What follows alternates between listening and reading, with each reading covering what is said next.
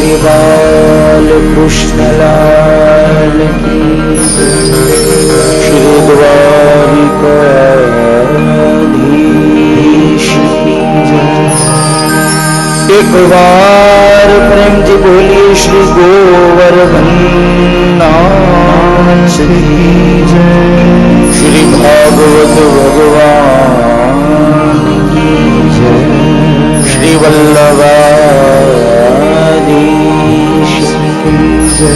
श्याम सुंदर श्री यमुने की जय। श्री व्यास नारायण भगवान जय। श्री सुखदेव जी महाराज की जय। श्री सद्गुरु देव की जय। ओम नमः पार्वती पतये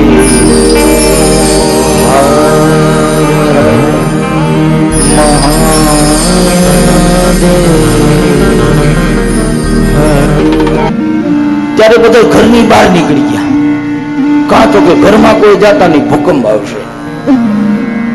2001ની સાલમાં ભૂકંપ આવ્યો તો આપણે બધા ઘરની બહાર નીકળી ગયા 6 મહિના સુધી.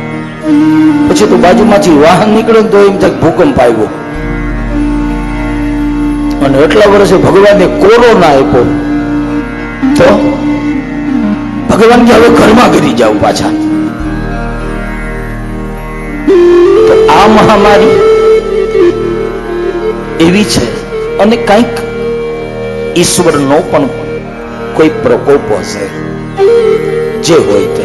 પણ કહેવાનો મારો ભાવ, આ મહામારીએ તમને અને મને સત્સંગથી વિખૂટા પાડી દીધા છે, કથાથી વિખૂટા પાડી દીધા, ભગવત ભજનથી વિખૂટા પાડી દીધા. એકત્રિત બની અને ચર્ચા, સત્સંગની ચર્ચા કે ભગવત ચર્ચા કરવા માટે એકત્રિત થવું, એનાથી પણ મહામારીએ તમને અને મને જુદા અલગ કરી નાખ્યા છે. પણ છતાં એ મહામારીનો કાળ આજે એવું લાગે છે કે એ મહામારીનો કાળ હવે વિરામ તરફ જઈ રહ્યો છે. અને એનું આ મોટું પ્રમાણ અહીંયા આપણને જોવા મળે છે. તો આવો હવે મનને પ્રફુલ્લિત આપણે ભગવાનના નામથી, ભગવાનના સત્સંગથી અને ભગવત ચર્ચાથી આપણા મનને આપણે પ્રસન્ન કરીએ. તો 2-3 મિનિટ માટે નામ સંકીર્તનનો આશ્રય કરી અને થોડી સત્સંગની ચર્ચા કરી અને ભગવાન ગ્રંથ મહારાજ, પરમ કૃપાળુ એવા ભાગવતજી મહારાજ અહીંયા જે 21 પેઢીને તારે એવા ગ્રંથ મહારાજ જ્યારે અહીંયા આપણા સૌની વચ્ચે દેસાઈ પરિવારના મુખ્ય યજમાન ગંગા સ્વરૂપ શ્રી ભાવનાબેન હેમેન્દ્રભાઈ દેસાઈ, એમના અથાગ પ્રયત્નને પુરુષાર્થ તો ખરો, પણ અચિલ હૃદયનો ભાવ અને પ્રસન્નતાથી ભગવાન ભાગવતજી મહારાજ એમના હૃદયનો સંકલ્પ અને દિવંગત થયેલા પવિત્ર એવા હેમેન્દ્રભાઈ, બસ એમને વૈકુંઠ લોક અપાવવા માટે આપણે સૌ અહીંયા એકત્રિત બન્યા છીએ. ત્યારે આવો ભાવ અને શ્રદ્ધા સાથે 2-3 મિનિટ માટે નામ સંકીર્તન કરી, થોડી ભગવત ચર્ચા કરી, આપણા સત્સંગને આપણે સૌ વિરામ આપવા જઈશું. હરે રામ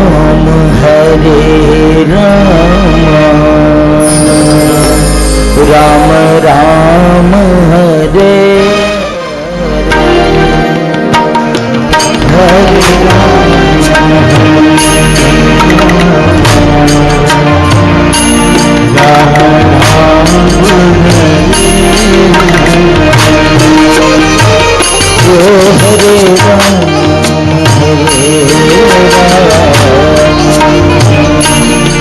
राम राम हरे राम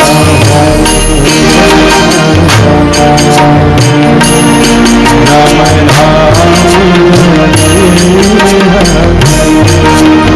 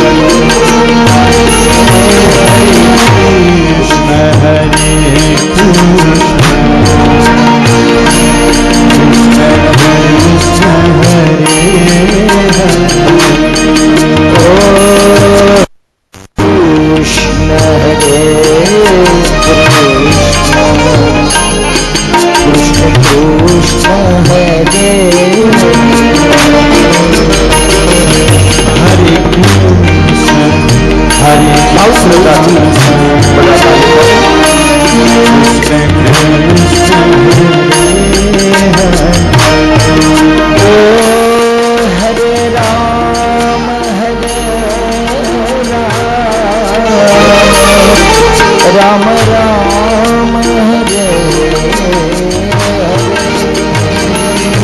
हरे राम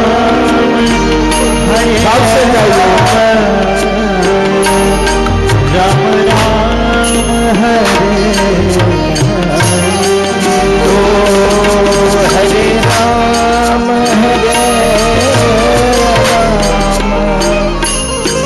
राम राम हरे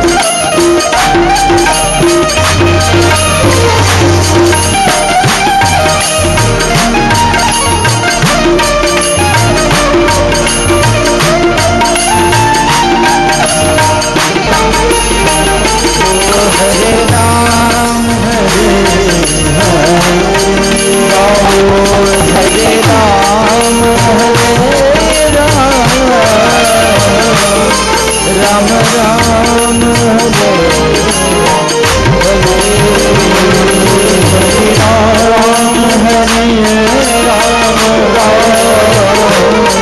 राम राम हरे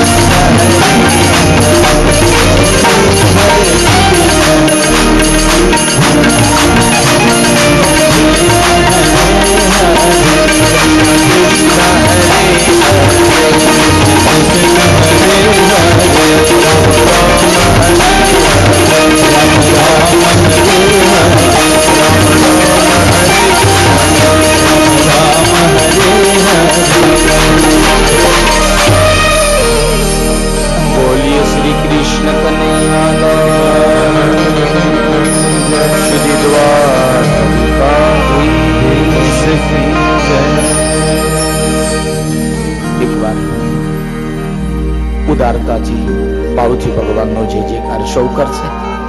बोलो श्री भागवत भगवान की जय। भूख तो लागी हशे ने कि हवारे नास्तो कर्यो? नास्तो कर्यो छे એટલે કર્યો હોય તો મને ખબર પડે તો અડધી કલાક લાંબુ કરીએ મેં તો નથી કર્યો. જોકે સત્સંગની વાતો કરીએ ને તો ભૂખે ન લાગે હો. હા, સત્સંગની વાતો કરીએ ને તો ભૂખે ન લાગે, અને એ મોટી ભગવત કૃપા કહેવાય. અને એમાંય આપણે સૌ તો બ્રહ્મના પુત્ર છીએ, બ્રહ્મપુત્ર બ્રાહ્મણો છીએ. એટલે બહુ જ ગૌરવની વાત કહેવાય, બહુ જ આનંદની વાત કહેવાય કે આપણા વિપ્ર પરિવાર દ્વારા, બ્રહ્મ પરિવાર દ્વારા ભગવાન ભાગવતજી મહારાજ આવો અહીંયા વ્યાસાસન ઉપર બિરાજમાન થયા છે. ત્યારે એક બહુ જાજી નહીં, 5-7 મિનિટની ચર્ચા કરી. આમ તો નિયમ એવો છે કે ભાગવતજી મહારાજ પધારે પછી મહાત્મ્ય કથા ગાવી પડે, અને મહાત્મ્ય કથા જાજી નહીં પણ 1.5 કલાકની છે. 1.5 કલાકની મહાત્મ્ય કથા જો મને એમ છે કે હવે હું અહીંયા ગાવા બેસું તો અહીંયા હું ને સંગીતકારો ને બ્રાહ્મણો રે, બાકી તો ધીરે ધીરે પાછળથી બધા વિદાય મંડે લેવા કે મહારાજ હવે તમે. જ્યારે ભગવાનને સ્વધામ જવાનો સમય થયો ત્યારે ભગવાન પોતાના પ્રિય મિત્ર અને અતિ જ્ઞાની એવા ઉદ્ધવજી મહારાજને ભગવાને કહ્યું કે ઉદ્ધવ, હવે મારી 125 વર્ષની લીલાને પૂર્ણ કરી આ ધરતી ઉપર, પૃથ્વી ઉપરથી પાપનો ભાર ઉતારી અને હું હવે મારા લોકમાં જઈ રહ્યો છું. બસ હવે ભગવાને કહ્યું કે પાપનો ભાર ઉતરી ગયો, મારા યાદવો હતા એનું પણ મેં વિસર્જન કરી નાખ્યું, અને હવે પૃથ્વી એ પાપના ભારથી મુક્ત બની ગઈ. એટલે ભગવાને કહ્યું હવે મારી લીલાનો સમય પૂરો થયો. ઉદ્ધવ, હવે મને મારા લોકમાં દેવતાઓ બોલાવે, હું જાઉં છું. ત્યારે ઉદ્ધવજીએ ભગવાનને બીજું કઈ ન કહ્યું, 2 હાથ જોડી અને દ્વારિકાનાથને ઉદ્ધવ કહે છે કે પ્રભુ તમે જાઓ તો ભલે જાઓ, અને આ જગતનો નિયમ છે, સંસારનો નિયમ છે. બાપ ગીતાનું સૂત્ર કહે છે જાત શહીર ધ્રુવર મૃત્યુ હો. આ જગતમાં જે આવ્યું એને જવાનું છે. કોઈ અમરપટો લઈ નથી આવ્યું, કોઈ ઉપરથી ચીઠી ફડાવી નથી આવ્યું કે મારે આટલા વર્ષ અહીંયા લેવાનું છે. અને કોઈને આપી હોય તો કેજો મને, એટલે મને કથામાં કહેવાની ખબર પડે કે ફલાણા ભાઈને ભગવાને આપ્યું ચીઠી કે તારે 100 પૂરા કરવાના છે.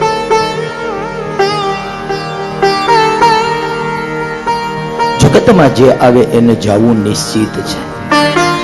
પછી યથાકાલ, યથા સમય, જ્યારે જ્યારે જેનો કાળ આવે.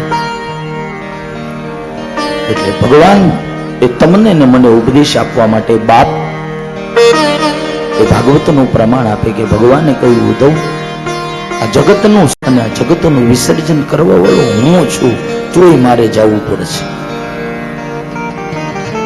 એટલે ઉદ્ધવે કહ્યું કે પ્રભુ જાઓ તો ભલે જાઓ, પણ અમારે તમને યાદ કરવા હોય કે તમારી પૂજા કરવી હોય તો અમારે ક્યાં જવું, બસ એટલો જ મને જવાબ આપો.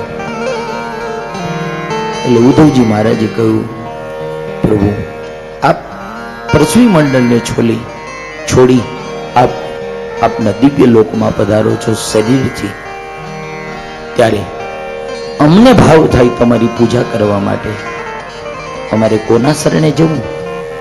ત્યારે શ્રી કૃષ્ણ બોલ્યા પોતાના મુખે, એ ઉદ્ધવ, હું શરીરથી વૈકુંઠ લોકમાં જાઉં છું, પણ મારું સમગ્ર તેજ હું આ શ્રીમદ ભાગવતમાં પધરાવતો જઈશ, અને મારા સમગ્ર તેજને આ ભાગવતમાં પધરાવીશ.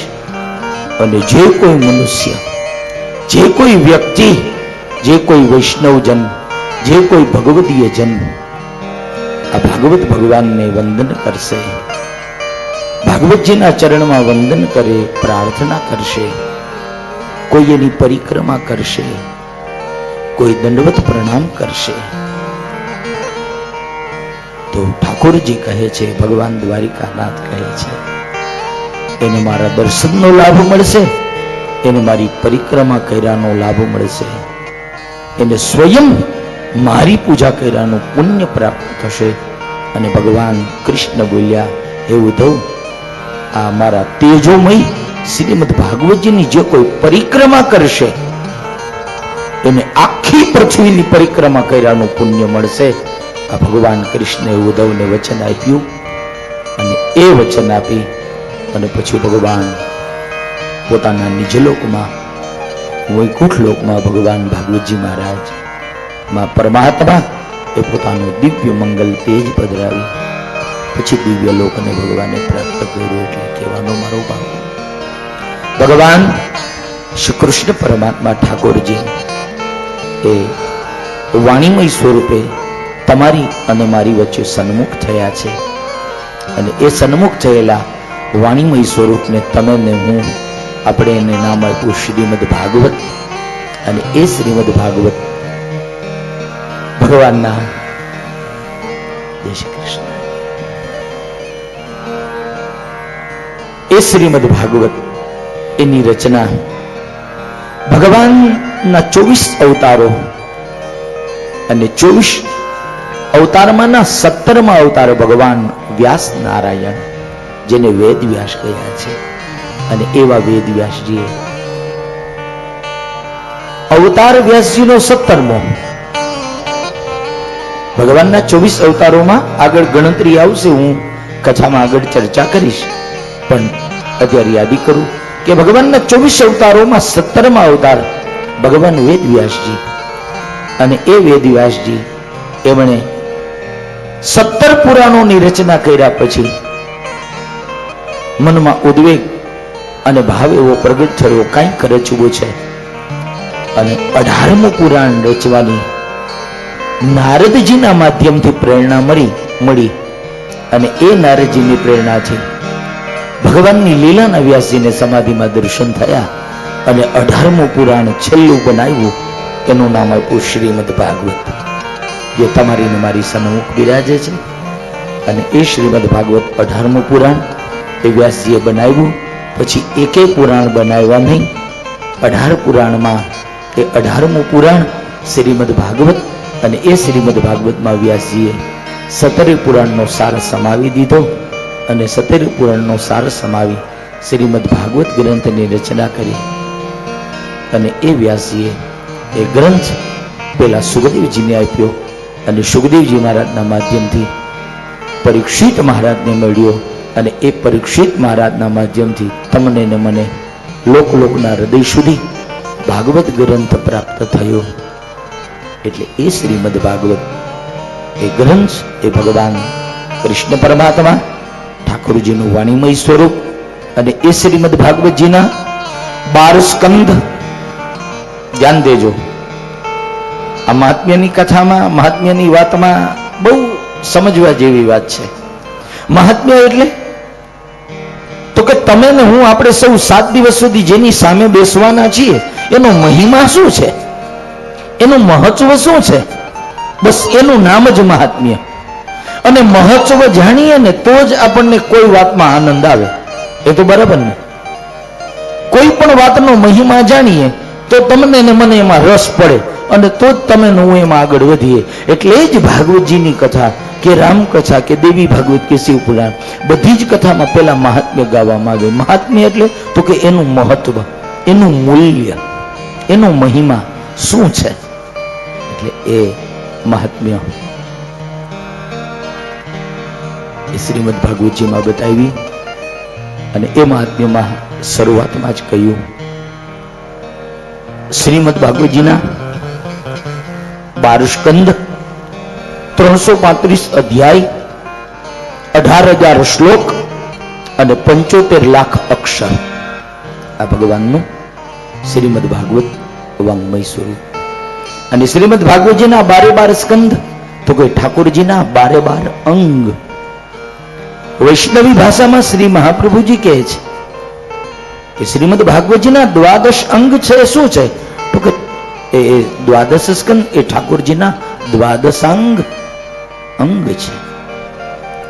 એટલે જ મહાપ્રભુજી એક સૂત્ર વાપર્યું સંસ્કૃતમાં કે દ્વાદશાંગો વૈ પુરુષ એષ શ્રીમદ ભાગવત.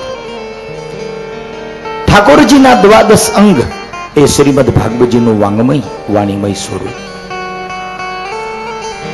અને એવા 12 સ્કંદ, 335 અધ્યાય, 18,000 શ્લોક અને 75 લાખ અક્ષર. પેલા સ્કંદના 19 અધ્યાય, મહાત્મ્યના 6 અધ્યાય. પેલા સ્કંદના 19 અધ્યાય, બીજા સ્કંદના 10 અધ્યાય, ત્રીજા સ્કંદના 33 અધ્યાય, ચોથા સ્કંદના 31 અધ્યાય, પાંચમા સ્કંદના 24 અધ્યાય, છઠ્ઠા સ્કંદના 19 અધ્યાય, સાતમા સ્કંદના 15 અધ્યાય, આઠમા સ્કંદના 24 અધ્યાય, નવમા સ્કંદના 24 અધ્યાય અને 10મા સ્કંદના 90 અધ્યાય, 11મા સ્કંદના 31 અધ્યાય અને 12મા સ્કંદના 13 અધ્યાય.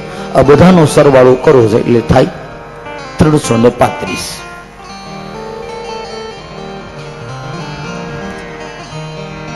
તો એવા આ શ્રીમદ ભાગવતજીના 12 સ્કંદ ઠાકોરજીનું વાણીમય સ્વરૂપ. અને એ વાણીમય સ્વરૂપમાં પહેલા વેલા વંદન 18,000 નો પહેલો વેલો શ્લોક સચ્ચિદાનંદ કૃષ્ણ પરમાત્માના ચરણમાં વંદન કરી અને ભગવાન વ્યાસ નારાયણ આ ગ્રંથનો પ્રારંભ કરે છે. તો આવું એક શ્લોકનું ગાયન કરી અને આપણા ભગવત ચર્ચાને આપણે વિરામ આપવા જોઈએ. સચ્ચિદાનંદ રૂપાય વિશ્વોત્પત્યાદિ હેતવે તાપત્ર વિનાશાય શ્રી કૃષ્ણાય વયમ નમઃ. તાપત્ર વિનાશાય શ્રી કૃષ્ણાય.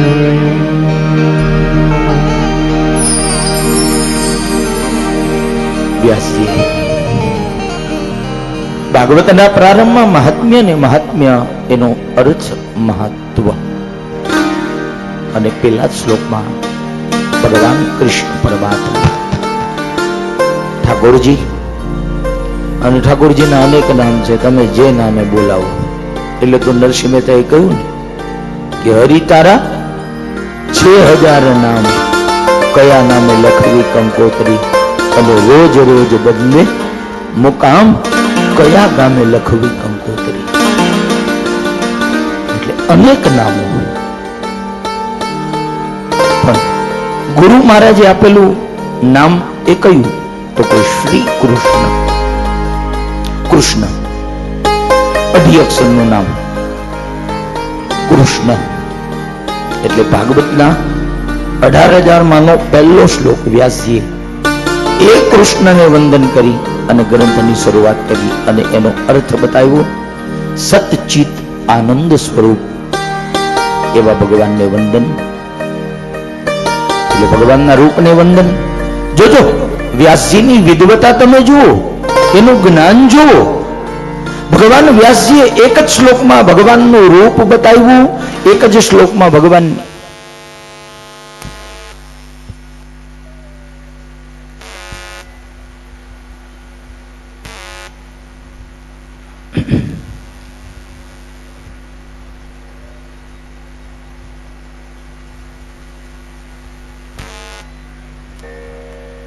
એક જ શ્લોકમાં ભગવાનનું રૂપ, એક જ શ્લોકમાં ભગવાનની ક્રિયા અને એક જ શ્લોકમાં ભગવાનની કૃપા એ તમારા ને મારા ઉપર કેવી ઉતરે એ એક જ શ્લોકમાં વ્યાસજી બોલ્યા કે સચ્ચિદાનંદ રૂપાય. ભગવાનનું રૂપ વ્યાસજી કહે સતચિત અને આનંદમય. પછી ક્રિયા કેટલી તો કે 3 પ્રકારની. કઈ? વિશ્વોત્પત્યાદિ હેતવે, જગતને બનાવવું, એનું પાલન કરવું અને એનું વિસર્જન કરવું. 3 ક્રિયા. બનાવવાનું કામ, એને હાચવવાનું કામ, અને એમ લાગે કે હવે બહુ વધી ગયું એટલે એને લય કરી દે, એને વિનાશ કરી દે, એટલે ત્રણ ક્રિયા, ઉત્પત્તિ, સ્થિતિ અને લય. ક્રિયા બતાવી એ જ શ્લોકમાં. તાપત્રય વિનાશાય, ત્રણ પ્રકારની કૃપા તમારા ને મારા ઉપર છે. એ ઠાકોરજી કૃપા કરે છે, કરતા જ આવ્યા છે અને હજી આગળ ઉપર કરતા રહેશે. ત્રણ પ્રકારની કૃપા કેવી? તો કે તાપત્રય વિનાશાય.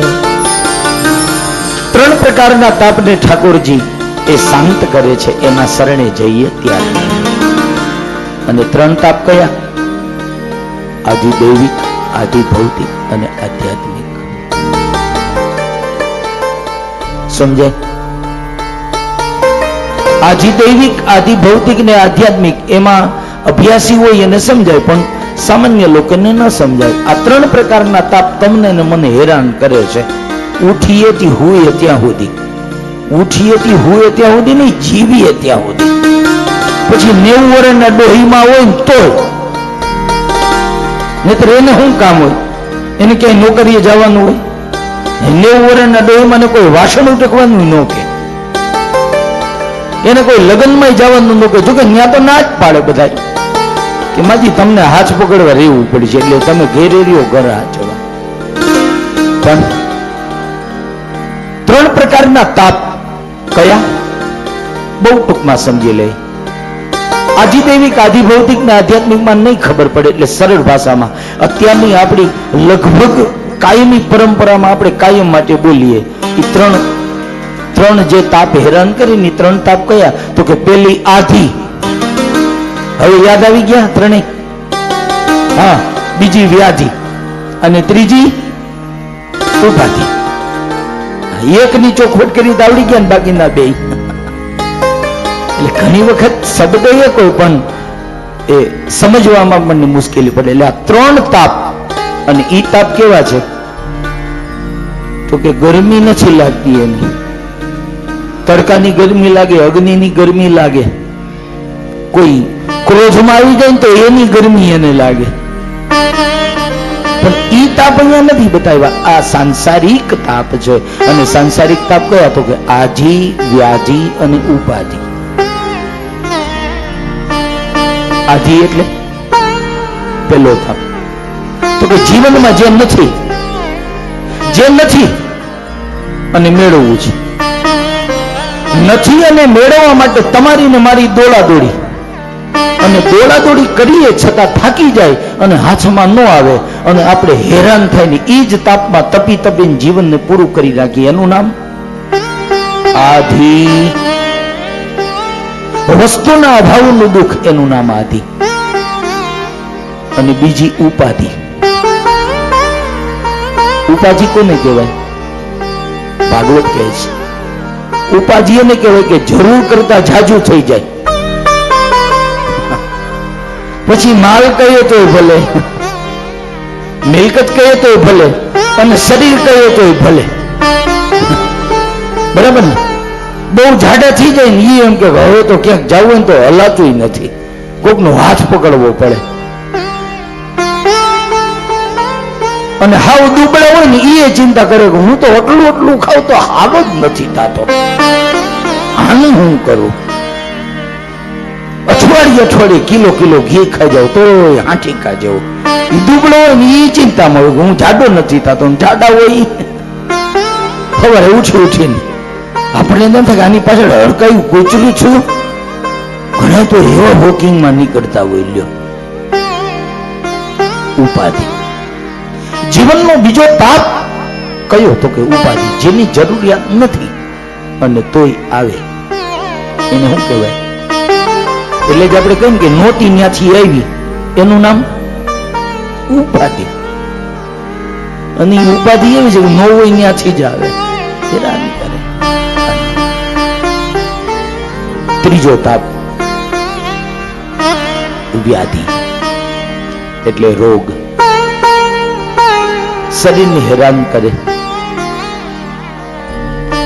ડાયાબિટીસ, ભાત નો ખવાય, મીઠાઈ નો ખવાય, એને બહુ ગળ્યું ન ખવાય, એને ગળ્યું ન પીવાય. કોઈ કે મને ડાયાબિટીસ થાય, કોઈ કે મને બીપી થાય. નથી જોતી વ્યાધિ. એ વ્યાધિ એટલે તો કે રોગ. નથી જોતા છતાં તમને ને મને એ વ્યાધિ નામનો તાપ એ તપાવે છે, હેરાન કરે છે. પણ એ ત્રણેય તાપમાંથી એ મુક્ત કરે કોણ? તો શ્રી કૃષ્ણાય વયમ નમઃ. એવા કૃષ્ણ ભગવાનને વ્યાસજી વંદન કરી અને આગળ સુંદર મજાની મહાત્મ્યની કથા કહે છે. અને મહાત્મ્ય કથામાં 3 દ્રષ્ટાંત, પણ એની ચર્ચા અત્યારે નહીં કરીએ.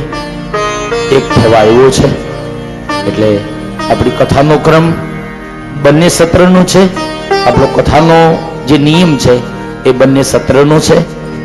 આપણું આયોજન બંને સત્રમાં છે. સવારનો આપણો કથાનો સમય આપણે રાખીશું 9:30 થી 12:30. બધાની અનુકૂળતા રહેશે ને, કેમ કે સવારે 9 વાગે થોડું વહેલું થઈ જાય એટલે બરાબર છે ને.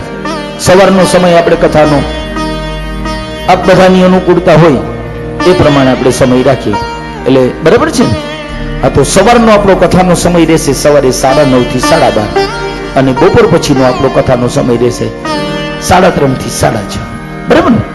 કેમ કે 3 વાગે વહેલું થઈ જશે, તાપ બહુ છે એટલે બપોર. અને આમે આપણે બધા ઘરના જ છીએ, આપણે બધા પરિવારના છીએ, અને બે ટાઈમ અહીંયા ભાવના બેને વ્યવસ્થા કરી જ છે. અહીંથી સીધું નીચે જ જવાનું, બીજે ક્યાંય નહીં. આખું નથી રાખ્યું કે ભોજન સમારંભ તો કે 2 કિલોમીટર છેડો, એટલે અહીંયાથી કથા સાંભળી, કથા શ્રવણ, કથાનો પ્રસાદ કાનથી લઈ અને મુખનો પ્રસાદ લેવા માટે, મુખેથી પ્રસાદ લેવા માટે આપણે અહીંયાથી નીચે જ ઉતારવાનું રહેશે. એટલે આ પ્રમાણે આપણે 2 સત્રમાં કથાનું ગાયન કરીશું અને ભગવત ચર્ચા કરીશું. તો એ સાથે આવો આજના પહેલા દિવસના અને પહેલા સત્રને પોથીજીની યાત્રા સાથે અને થોડી સત્સંગની ચર્ચા સાથે આપણે પહેલા સત્રને વિરામ આપવા જઈએ. બપોર પછી 3:30 વાગે જરાય મોડું કર્યા વગર સમયસર બધા કથામાં જે ભાવથી અત્યારે બેઠા છો એવી રીતે 3:30 વાગે કથાનો પ્રારંભ અમે કરીએ ત્યારે આપ સૌ કથામાં પોતપોતાનું સ્થાન લઈ અને બિરાજમાન થજો. મિત્ર, ઘણી વાર તો થાય એવું કે વક્તા અને સંગીતકારો ને વિપ્રવૃંદ એ આવી જાય, યજમાન તો પછી એની અનુકૂળતા એ, જોકે મુખ્ય યજમાન હોય એને તો આવવું જ પડે ફરજિયાત ને, એ આવી જાય. પણ પછી સગા સંબંધીને એમ થાય હાલો ને કલાક વધારે લંબાવી લઈ. હજી તો કથાની શરૂઆત છે ને એટલે એટલું બધું હજી કઈ કથામાં બહુ જમાવટ હોય નહીં એમ. એટલે ઘણાને તો એવું હોય કે કથા બરાબર ચાલુ થઈ જાય ને અને કઈક આમ 2 કલાક જાય ને પછી કે કથામાં જાય ને તો મજા આવે. એટલે એવું વિચારીને કોઈ મોડું ન કરતા, કેમ કે આપણે કથા સાંભળવા માટે જ ભેગા થયા છીએ. અને હમણાં અમારે ચેતનભાઈ યાદી આપી એમ કે વિચારો તો કરો, આ મહામારીમાં હમણાં કથાઓ બંધ થઈ ગઈ છે ને 1.5 વર્ષનો સમય વીતી ગયો.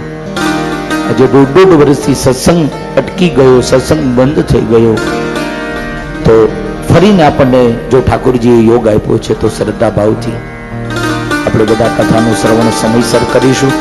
અને એક યાદી સાંભળી લેજો, પછી આપણે કથાને વિરામ આપી 1 મિનિટની યાદી કરી દો કે જેટલી કથામાં તમે હાજરી આપશો અને જેટલી કથા તમે સાંભળશો એ જ પુણ્ય દિવંગત હેમેન્દ્રભાઈના આત્માને પ્રાપ્ત થશે. એટલે આપણે સૌ સાથે મળી અને જેટલો વધારે જ સમય ભાગવતજીને અર્પણ કરીશું એટલો તમારો ને મારો સમય તો સાર્થક થશે, એની સાથે તમારું ને મારું તો કલ્યાણ થશે. પણ એથી વિશેષ જેના માટે આ કથા છે એવા પુણ્યાત્મા, એવા દિવંગત આત્માનું કલ્યાણ થશે. એટલે કથાની શરૂઆતથી જ જેટલી સંખ્યામાં ભાવિકો પરિવારજનો છે એ બધા જ હાજરી કથામાં આપશે. તો કથાને વિરામ આપીએ. ઠાકોરજીને દૂધ ધરાવ્યું છે અને દૂધ ધરાવ્યું તો આપણે દૂધ તો જમાડવું પડે ને. તો ભગવાન પેલા દૂધ જમે અને દૂધનો ભોગ જમે પછી આપણે મહાપ્રસાદ જમીશું. તો દૂધનો પ્રસાદ લઈએ એ પહેલા આપણે ભાગવતજીને દૂધ ધરાવીએ.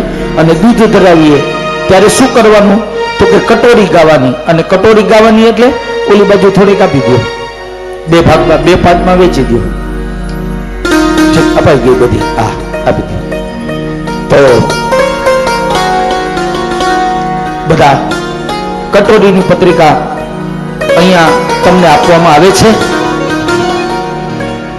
બધા પરિવારજનોની યાદી આપી દઉં, વૈષ્ણવોની યાદી આપું કે આ કટોરીની પત્રિકા છે. કટોરીની પત્રિકા એટલે તો કે આ દૂધ ધરાવ્યું ને એ દૂધ ભગવાન પીવે, પણ ક્યારે પીવે તો કે તમે અને હું આપણે બધા ગાઈશું. એ કટોરી ગાઈએ ને ત્યારે ઠાકોરજી દૂધ પીશે.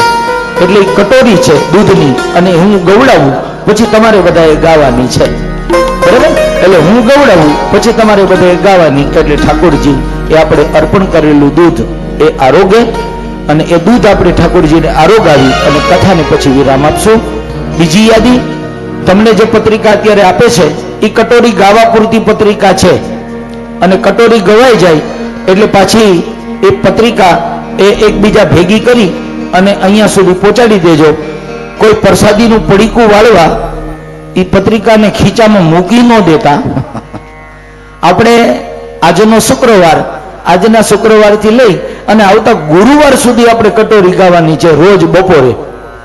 અને આજે જ તમને બધાને લેશન આપી દઉં. જો કે છોકરાઓને અત્યારે મજા આવી ગઈ છે, હોમવર્ક ખાવ બંધ થઈ ગયું. ઓનલાઈનમાં એ છોકરાઓ ઓફલાઈન જ હોય છે, સાહેબ જ ઓનલાઈન હોય છે. પણ લેસનમાં મારે બીજું કંઈ તમને નથી આપવું. મારે એટલું જ કહેવું છે કે આજે આપણે કટોરી ગાઈએ ને એ આવતા ગુરુવારે તમને બધાને મોઢે થઈ જવી જોઈએ. અને આ ગાવા જેવી છે, તમને આનંદ આવશે. એટલે આપણે આજથી પ્રારંભ કરીએ. આવતા ગુરુવાર સુધી રોજ આપણે બપોરે કટોરી ગાશું. તો આવો, હું ગવડાવું પછી તમે ગાજો, એટલે તમને રાગની ખબર પડી જાય, એના તાલની ખબર પડી જાય અને એના ભાવની ખબર પડી જાય. તો આવો કટોરી ગાય કથાને વિરામ આપીએ.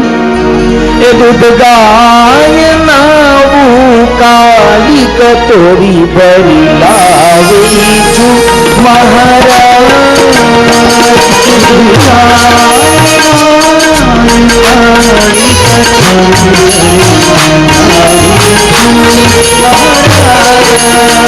બધા ગાજો.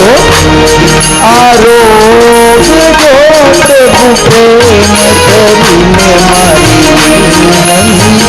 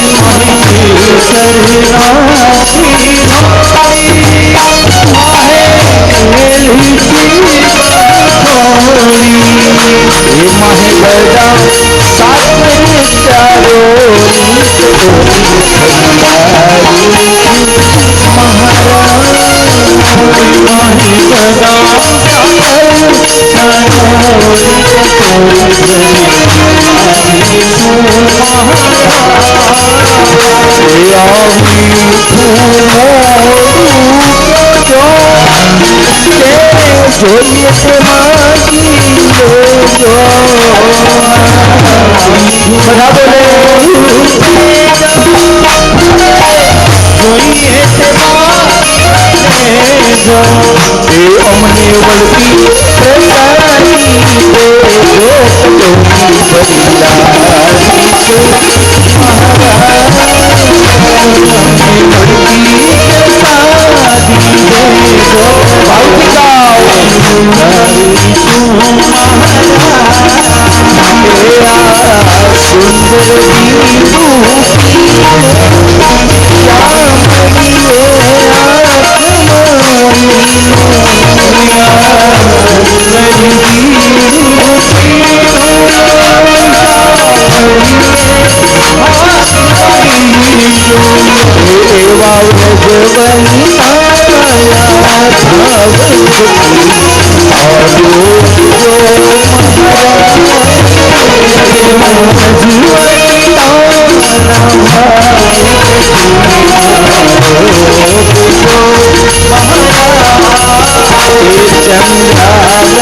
पंखा जोड़े, लक्ष्मी जी आरती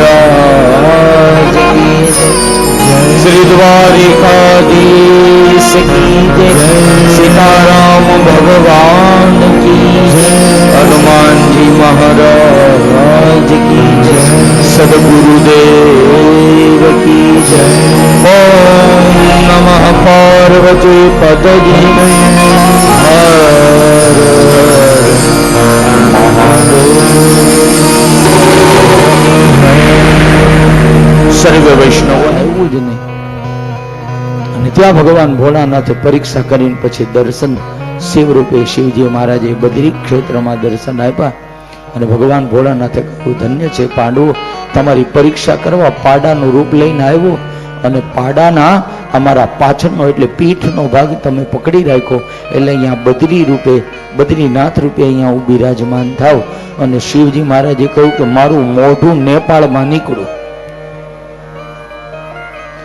શિવજી મહારાજે કહ્યું કે મારું આ પાડાનું મુખ છે ને એ નેપાળમાં નીકળું. એટલે શિવજી મહારાજે કહ્યું કે મારું બીજું રૂપ નેપાળમાં પશુપતિનાથ તરીકે બિરાજમાન થશે.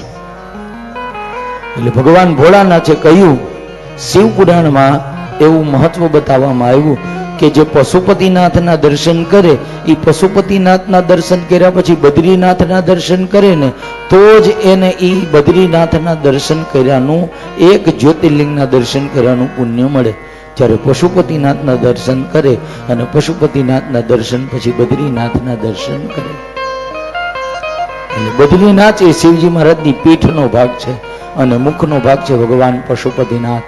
નેપાળમાં બિરાજે છે અને એ ચરિત્ર શિવ પુરાણમાં. પણ કહેવાનો મારો ભાવ, પાંડવોએ હિમાલય ક્ષેત્રમાં ગયા, બદ્રીનાથના દર્શન કર્યા, આગળ જઈને કેદારમાં ભગવાન કેદારનાથના દર્શન કર્યા અને કેદારના દર્શન કરી અને આગળ નિર્વાણ નામના પંથ ઉપર પાંડવો મહાપ્રયાણ કરે.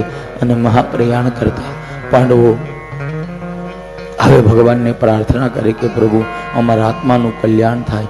એટલે ભગવાનનો આશ્રય કર્યો અને ભગવાનના દર્શનની અપેક્ષાએ હવે નિર્વાણ નામના પંથ ઉપર એટલે મોક્ષ માર્ગે પાંડવો ધીરે ધીરે ચાલવા લાગ્યા.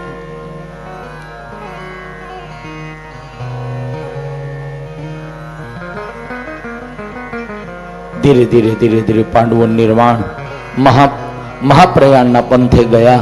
અને સુતજી મહારાજે કહ્યું, હિમાલયમાં બદ્રીનાથ કેદારનાથના દર્શન કરી અને પાંડવો નિર્વાણ પથ ઉપર જઈ એક પછી એક પાંડવો એ હિમાલય ક્ષેત્રની અંદર સમાતા ગયા. પેલા દ્રૌપદી સમાયા, પછી નકુલ સમાયા, પછી સહદેવ સમાયા, પછી ભીમસેન સમાયા અને પછી અર્જુનજી મહારાજ સમાઈ ગયા. આ 4 પાંડવો અને 5મા દ્રૌપદી હિમાલયમાં સમાઈ ગયા. પોતાના શ્રીઅંગો હિમાલયમાં સમાવી દીધા. એક યુધિષ્ઠિર મહારાજ વૈકુંઠના દ્વાર સુધી સ્વદેહ ગયા. અને જ્યારે મોક્ષના દ્વાર સુધી યુધિષ્ઠિર મહારાજ પહોંચ્યા ત્યારે ભગવાન યમરાજા એ શ્વાન એટલે કૂતરાનું રૂપ લઈ અને યુધિષ્ઠિરની પરીક્ષા કરી. એક રૂપે યમરાજાએ તરત સામા આવીને કહ્યું કે વૈકુંઠમાં કા તમે એકલા પ્રવેશ કરી શકો અને કા તમારી પાછળ એક કાળું કૂતરું છે એ પ્રવેશ કરી શકે. યુધિષ્ઠિર મહારાજે પાછળ વળીને જોયું, મને ખબર જ નથી મારી યારે કોણ છે ને કોણ નહીં. યુધિષ્ઠિર કે હું તો ભગવાનનું નામ લેતા લેતા અહીંયા સુધી પહોંચ્યો. પાછળ વળીને જોયું, કૂતરાને જોયું અને યુધિષ્ઠિરને એ કૂતરાને જોઈને દયા આવી કે જીવ વૈકુંઠના દ્વાર સુધી આવ્યો અને હું એકલો વૈકુંઠમાં જાઉં તો એ યોગ્ય ન કહેવાય. અને યુધિષ્ઠિર આમે નિશ્ચયવાળા, દ્રઢ નિશ્ચય અને સત્યનો આશ્રય કરવા વાળા હતા. એટલે યુધિષ્ઠિર મહારાજે કહ્યું કે મારે વૈકુંઠમાં નથી આવવું, આ કૂતરાને લઈ જાઓ વૈકુંઠમાં, મારે ભલે એને અહીં જીવન પૂરું કરી લેવું પડે. અને વખતે યમરાજાએ ત્યાં શ્વાનનું રૂપ લઈ અને યુધિષ્ઠિરની પરીક્ષા કરી અને એ યુધિષ્ઠિરની ઉદારતા જોઈ યમરાજા પ્રગટ થયા, આશીર્વાદ આપ્યા. ધન્ય છે યુધિષ્ઠિર તમારી ભક્તિને, તમારી ઉદારતાને, તમારી સત્યતાને, તમારી નિષ્ઠાને. અને ભાગવતકાર કહે સ્વદેહે કોઈને વૈકુંઠ મળ્યું હોય તો એ યુધિષ્ઠિર મહારાજને મળ્યું અને યુધિષ્ઠિરને વૈકુંઠ ગમન પ્રાપ્ત થયું. સુતજી કહે હવે આ બાજુ પરીક્ષિત રાજા એમણે 3 પ્રજાના કલ્યાણ માટે યજ્ઞ કર્યા અને પ્રજાના કલ્યાણ માટે 3 અશ્વમેધ યજ્ઞ કર્યા. દાંપત્ય જીવનમાં 4 દીકરા થયા. જન્મે જઈ એ સૌથી મોટા અને એ સિવાયના બીજા પરીક્ષિત મહારાજને ત્યાં 3 પુત્ર જન્મે જઈ સાથે 4 પુત્ર થયા. ધર્મનું રાજ્ય પરીક્ષિત રાજા ચલાવવા લાગ્યા. આજુ હારાંશ મેઘાંશ સ્ત્રીન ગંગાયામ ભરી દક્ષિણાન અને સારદ્ધતમ ગુરુમ કૃત્વા. આવા 3 યજ્ઞ પરીક્ષિત મહારાજે કર્યા. અશ્વમેધ યજ્ઞ અને એ પુણ્ય પ્રજાને અર્પણ કર્યું. અને એક વખત પરીક્ષિત રાજા નગર દર્શન માટે નીકળ્યા છે. નગર દર્શન માટે સુતજી કહે પરીક્ષિત રાજા નીકળ્યા અને જ્યારે પરીક્ષિત રાજા નગર દર્શન કરવા ગયા, શું જોવા? તો કે મારી પ્રજા દુઃખી નથી ને. રાજા એને કહેવાય કે જે પ્રજાના સુખે સુખી રહે અને પ્રજાના દુઃખે દુઃખી રહે એવો પરીક્ષિત રાજાને ભાવ હતો. અને એ પરીક્ષિત રાજા નગર જોવા નીકળ્યા. સુતજી કહે, નગર જોવા જતી વખતે એક આશ્ચર્ય જોયું છે. એક ગાય અને બળદ ઉભા હતા. ગાય અને બળદ ઉભા હતા, એની પાસે એક શ્યામ વર્ણ વાળો પુરુષ ઉભેલો. કાળો પુરુષ, શુદ્ર જેવો, હાથમાં લાકડી, એક હાથમાં તલવાર. તલવાર વડે બળદના પગ કાપતો હતો અને લાકડી વડે ગાયને મારતો હતો. આવું આશ્ચર્ય પરીક્ષિત રાજાએ જોયું. નજીક આવી ગાય અને બળદને મારતા એ પુરુષને રોક્યો. પરીક્ષિત પૂછે છે, તું કોણ છે અને આ ગાય બળદને શા માટે કારણ વગર હેરાન કરે, મૂંગા પશુને? સુતજી મહારાજે કહ્યું, પરીક્ષિત રાજાએ પુરુષને પાપ અધર્મ કરતા રોક્યો છે.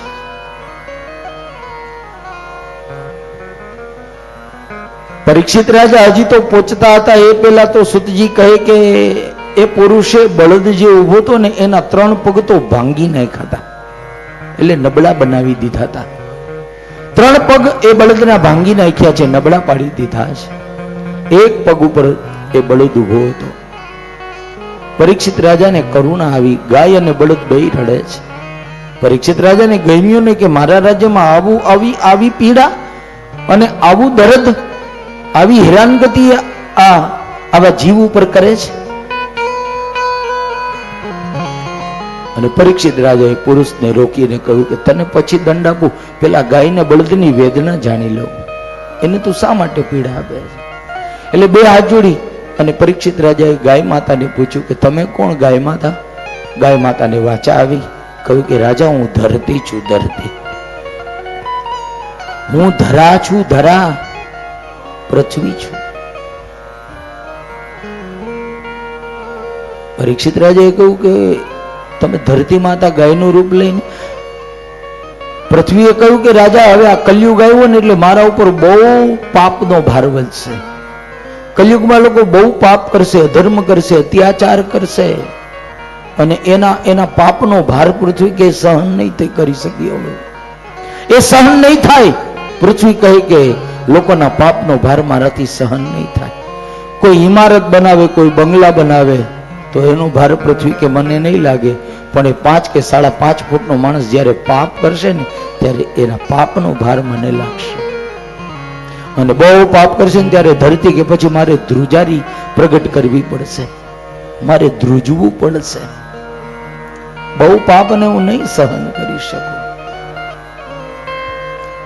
પરીક્ષિત રાજા કે ચિંતા ન કરો, હું જીવું છું ત્યાં સુધી તમને હેરાન નહીં થવા દો અને તમારા ઉપર પાપનો ભાર નહીં આવવા દો. આશ્વાસન આપ્યું. હવે બળદને પૂછે છે, તમે કોણ મહારાજ? અને બળદને વાચા આવી. બળદે જવાબ આપ્યો. પરીક્ષિત રાજાને કહ્યું, મારું નામ છે ધર્મ. બળદે કહ્યું, રાજા, મારું નામ ધર્મ છે અને મારા 4 પગ. ધર્મે કહ્યું, મારા 4 પાયા, સત્ય, તપ, પવિત્રતા અને દયા. આ 4 પાયા ઉપર ધર્મે કહ્યું કે હું ઉભેલો છું, પણ આ કલી આવ્યો ને કલી આવીને 3 પાયા નબળા પાડી દીધા, ભાંગી નાખ્યા.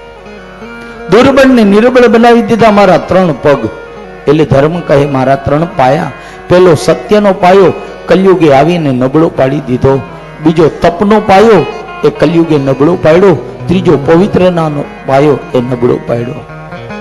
ધર્મે કહ્યું, એક પગ ઉપર હવે માંડ ઉભો છું ને એનું નામ છે દયા. એ આ કલયુગ હમણાં ભાંગતો હતો પણ તું આવી ગયો એટલે એક પગ હાજો રહી ગયો. ધર્મ કે બાકી 3 તો નબળા પાડી દીધા, હવે પડવાની તૈયારી છે. ધર્મ એ કહ્યું, મારા 3 પાયા કલયુગને ગમતા નથી. અને ધર્મ કહે, એ કલીએ મારા 3 પાયા નબળા પાડ્યા. પેલો સત્યનો પાયો, સમજવા જેવી કથા છે, ધ્યાન દેજો. ધર્મ એ કહ્યું, કલીને સત્ય ગમતું નથી ને વાત એ સાચી છે. અત્યારે ક્યાંય સાચું જોવા મળે? જ્યાં જોવો ત્યાં ખોટું ખોટું ખોટું. ધર્મ એ કહ્યું, કલીને સત્ય ગમતું જ નથી, એટલે જ્યાં જોવો ત્યાં ખોટું. કલયુગે આવતાની સાથે સત્યની મહત્તા ઘટાડી દીધી અને વાત એ સાચી. વર્તમાન સમયમાં આપણને અત્યારે બહુ સાચું જોવા નહીં મળે. સત્ય ઘટી ગયું. બીજું, ધર્મનો બીજો પાયો તપ. કલયુગમાં તપ ઘટી ગયું. કથા આવશે હમણાં જોજો ભાગવતમાં. તપની કેવી કથા આવશે? તો કે કરદમ નામના ઋષિએ સરસ્વતી નદીના તટ ઉપર બેસીને 10,000 વર્ષો સુધી તપ કર્યું. હિરણ્યકશિપુએ મંદરાચલ પર્વતની ગુફામાં એક પગના અંગૂઠા ઉપર ઉભા રહી આકાશ તરફ દ્રષ્ટિ કરી, 2 હાથ ઊંચા કરી અને 36,000 વર્ષ સુધી તપ કર્યું. સૌભરી નામના ઋષિ સમુદ્રના તળિયે બેસી અને 60,000 વર્ષ સુધી તપ કર્યું. 5 વર્ષના નાના એવા ધ્રુવ 6 મહિના સુધી એક પગ ઉપર ઉભા રહી અને આકાશ તરફ દ્રષ્ટિ કરી અને 6 મહિના સુધી 5 વર્ષના ધ્રુવજી મહારાજે ભગવાનનું ભજન કર્યું. આ તપ એની કથા ભાગવત બતાવે છે. પણ અત્યારે કલયુગમાં આટલા મહિના અને આટલા વર્ષો એ તપની વાત કરીએ તો અત્યારે આપણને એ વાત ગળે જ ન ઉતરે. કેમ કે આપણે તરત કે તો 100 વર્ષ જીવતામાં 1000 વર્ષ તપ ક્યાંથી થાય? આયુષ્ય 100 વર્ષનું છે કલયુગમાં. 100 વર્ષે જો કે હવે તો પૂરા નથી થતા. હવે તો 70 થાય ત્યાં તો પૂરું. અને સમજો ને ડાયા એમ જ કે છે માણસો કે હવે તો 70 હારા જાય ને તોય હારું. 70 વર્ષ કે હરખી રીતે જીવીએ અને પથારીમાં ન બીમાર પડીને પડ્યું રહેવું પડે એવું આયુષ્ય અમારે જોતું નથી. એવું 100 વર્ષનું આયુષ્ય નકામું છે. એટલે તો કવિએ કહ્યું ને કે સમજણ વગરનું જીવવું અને જીવવું વર્ષ 1000, એના કરતા તો સમજીને થોડું જીવે કે જીવનનો થઈ જાય બેડો પાર. ભલે થોડું જીવીએ પણ કેવું જીવીએ? ભગવાનની પાસે અત્યારે તો બહુ સમજણ આવી ગઈ છે માણસોમાં. એટલે અત્યારના લોકો તો ભગવાનને એ જ પ્રયત્ન કરે કે પ્રભુ અમારે 100 વર્ષ નથી જીવવું, ભલે 70 વર્ષ જીવાડો પણ હાજા નરવા જીવાડજો અને હાજા નરવા લઈ લેજો. અમને કોઈની પાસે પાણીનો ગ્લાસ ન માગવો પડે. પરાધીનતા વાળું જીવન આપણે નથી જોઈતું. આપણે સ્વતંત્રતા વાળું જીવન જીવવા માંગીએ છીએ. ધર્મએ કહ્યું કે મહારાજ મારો બીજો પાયો તપરૂપી કલીને ગયમો નહીં ને કલયુગે એને નબળો પાડી દીધો, ભાંગી નાખ્યો. કહેવાનો મારો ભાવ, કલયુગમાં તપે જોવા મળતું નથી, સાચું જોવા મળતું નથી, એટલે સત્ય ઘટી ગયું. સાંભળજો, નાશ પામ્યું એવું નથી લખ્યું ભાગવતમાં. ભાગવતમાં એમ કહ્યું સત્યની મહત્તા ઘટી ગઈ, સત્યનું મહત્વ ઘટી ગયું. બીજું તપનું મહત્વ ઘટી ગયું. તપ બહુ ક્યાંય જોવા મળતું નથી ને હવે તો કરવાનો ટાઈમ નથી. કેમ કે કામ ધંધામાંથી જ આપણે નવરા નતા હતા. આમાં ક્યાં ભગવાનનું તપ કરવા ગયું? તરત લોકો કહે છે આમાં તપ કરવું, કામ ધંધો કરવો. પણ એક વાતની ચોખવટ સરસ કરી ભાગવતકારે કે આ તમે કથામાં બેઠા છો ને અત્યારે જે ભાવને શ્રદ્ધા સાથે, આ મોટામાં મોટું તપ છે હો, અને આ તપ ઘરે નહીં થાય. આ ભાગવતજીની તાકાત છે, આ ગ્રંથ મહારાજની કૃપા છે કે એની સામે તમે એટલા શ્રદ્ધા અને ભાવથી બધા બેઠેલા છો. આપણે બધા બેઠેલા છે. આ એક જાતનું તપ છે. ભાગવતના એ વિદ્વાનોએ બહુ સરસ વાત બતાવી કે જ્યાં ભાગવત કથા થતી હોય અને ભગવત ગુણગાન થતા હોય ત્યાં તમે સામે બેસી અને એક ચિત્તથી ભાવ અને શ્રદ્ધા સાથે કથા સાંભળો ને એ મોટામાં મોટું તપ છે. અને આ તપથી વધી અને સતયુગમાં 100 વર્ષ કરેલા તપનું ફળ જે ન મળે એ ફળ કલયુગમાં કેવલ 3 કલાક તમે કથા સાંભળો અને તમને 100 વર્ષ સતયુગમાં તપ કર્યાનું ફળ મળી જાય. એ પ્રમાણે આ ભાગવતજીની કથામાં છે. એટલી તાકાત છે. અને એટલે જ એ વાતને સત્ય બતાવી અને સત્યની વાત કરતા એટલે ત્યાં તુલસીદાસજી મહારાજને બોલવું પડ્યું કે એક ઘડી આધી ઘડી आधी में पुनियाद तुलसी संगत साधु की तो कटे कोटि अपराध.